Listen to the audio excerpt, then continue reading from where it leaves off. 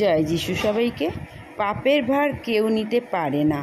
বুক ফাটা কান্নায় সে চিৎকার করে ডাকবে তাদের কাছে যাদের এতদিন পরপারের কাণ্ডারি হিসাবে বিশ্বাস করে মনে ধারণ করে রেখেছিল। সে কাঁদবে আর বলবে, একের পর একজনকে ধরে আপনি আমার দয়া করুন, আমার পাপের বোঝা বড়ই ভারী, আমি আর বইতে পারছি না, আর কত পাপ নিয়ে আমার স্বর্গে যাওয়া সম্ভব নয়।